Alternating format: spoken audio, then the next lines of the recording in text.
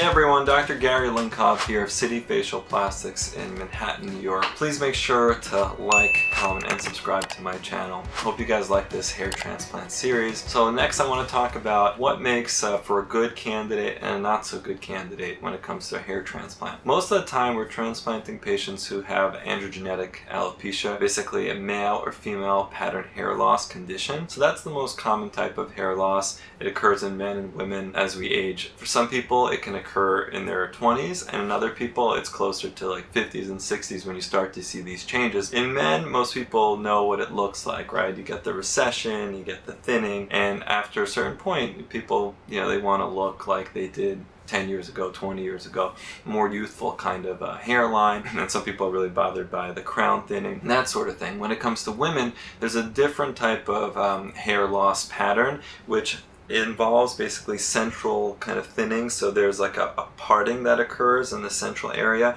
So they still get this band of hair in the front, which most of the time stays intact, but further back there's a thinning process that occurs from the central part sort of out. So more extreme forms have a really wide area of missing hair, and so those women also are interested sometimes in a hair transplant. So those are in general the main type of situation that we deal with. There are others, such as trauma patients who say they've had a burn or they had a cancer where a portion of tissue was removed, and so now there's an area that's maybe lacking in hair, so you can a lot of times go in and place some hairs and cover up scars, cover up some burn areas once things have kind of healed up, and really restore someone's appearance that way. There are other situations like traction alopecia where someone's had a certain hairstyle that's been tugging on the hairs, they lose those hairs, they stop wearing that kind of tight hairstyle, and then they want to get their hair back, so you can do a transplant there. I have, as some of you know, alopecia areata, which is an autoimmune type of hair loss.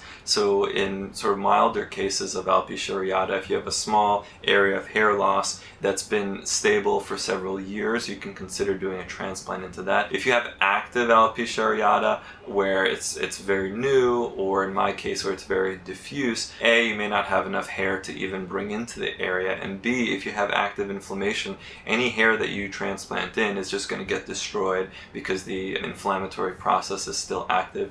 There are other types of inflammatory hair loss conditions that maybe aren't the best to transplant unless that inflammation has subsided and gone away after a certain number of years. There's a newer concept of doing fat grafting into the site if someone's had an inflammatory condition before doing a hair transplant, and that helps the hair survive better. But it's kind of a more advanced, more modern concept, not widely performed yet. So in general, the most common type of hair transplant patient is going to be one with the androgenetic alopecia. Now, who might not be a good candidate? So the most common scenario of someone who comes to me where they really want to transplant, or they think they want one, and I kind of advise them against it, is someone who just has like thinning diffusely, so where it's not like a specific area that I can target with a transplant, but they just come, they look like they have good hair, but to them, they know that over the last year or the last bunch of years they've just thinned out, and so to them they have a lot less hair on their head, but anyone else looking at them, they still look like they have a pretty good head of hair. That's a very difficult scenario for hair transplant, because you'd have to then transplant like very broadly across their whole head, and you really won't make a lot of impact, and then usually those people have also thinned out some in the donor area, so now you don't have a great donor site. So those types of patients I advise against the hair transplant, and I kind of talk to them about non-surgical options like PRP, laser light therapy, certain medications, and I'm sure many of you heard of like minoxidil or finasteride, those types of things. There's another scenario of patients where they'll come to me wanting a transplant, but it's really not a great idea. So those are some of my younger male patients who are in their sometimes teens, sometimes in their early to mid-20s, where they have kind of a receding hairline, but they're not at a point yet where you can really see where it's going to stop. So if you transplant them too early and you start to bring the hairline back down, what ends up happening is you run out of donor supply of hairs to really create a nice ultimate result for them, something that they're going to have for many, many years to come. So in the short term, you can create a nice result that will maybe last for a few years, 3 years, 5 years, but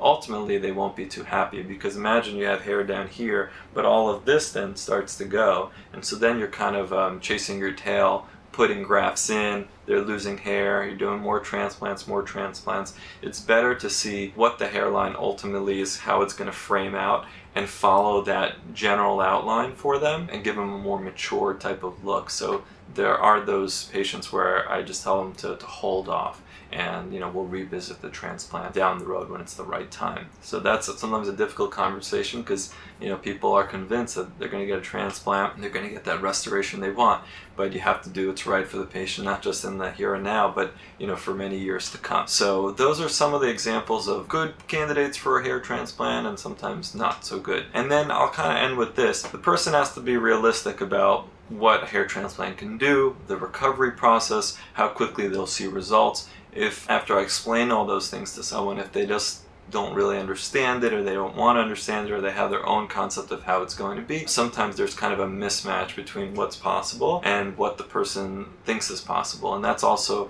one of those scenarios we got to be careful. And I'll advise someone to just maybe do some more research, or maybe talk to another provider, because there has to be a match there between the patient and the provider. Very important. So hope you guys enjoyed that. Make sure if you have any questions, send me an email, info@cityfp.com. You can always send me photos of your hair if you have any questions about whether you're a candidate or not. We always have to do a formal consultation to really sort of iron things out, but if you send me an initial photograph, I'll give you some thoughts through email. So I hope you guys enjoyed that. Once again, Dr. Gary Linkov, City Facial Plastics. Make sure to like, comment, and subscribe. Thanks.